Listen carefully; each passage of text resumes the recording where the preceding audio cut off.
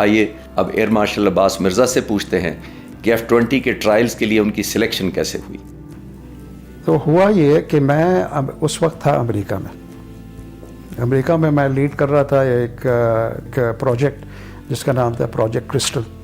تو ہم لوگ ادھر تھے وہ ریڈار کی آٹومیشن کے لیے.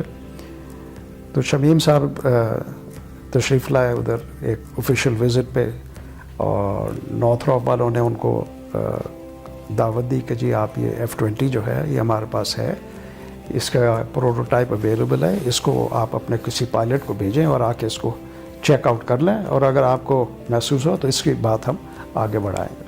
کیونکہ میں پائلٹ تھا, شمیم صاحب مجھے جانتے تھے, تو انہوں نے مجھے کہا کہ تم جا کے اس کو اڑا. تو میں تو بہت خوش ہوا کہ یار یہ تو کہاں سے مجھے چانس ملا ہے کہ میں یہ ایک پروٹوٹائپ جہاز کو میں اڑانے کی مجھے اجازت ملے.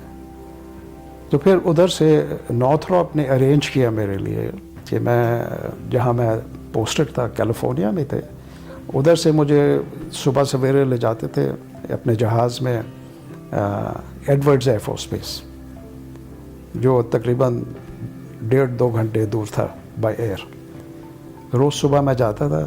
ایک دلچسپ بات یہ ہے کہ ایئر مارشل عباس مرزا نے اپنی زندگی میں کبھی F-5E جہاز بھی نہیں اڑایا تھا, تو ڈائریکٹ F-20 کیسے اڑا پائے, اس کی تفصیلات وہ کچھ یوں بتاتے ہیں.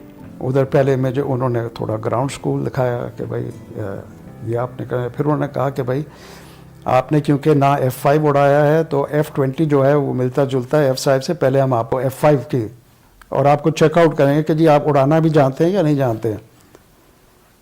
تو انہوں نے مجھے پھر ان کے ٹیسٹ پائلٹس نے بیٹھ کے تو 5 یہ جو انہوں نے مجھے سوٹیاں کرائی, انہوں نے کافی رگڑا دیا مجھے, کیونکہ ان کے پاس تھے 2 جہاز F-20.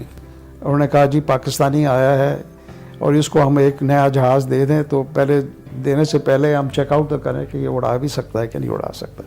اور پھر آخر کار وہ سیٹسفائی ہوئے کہ جی ٹھیک ہے. تو پھر میں نے پھر F-20 اڑایا.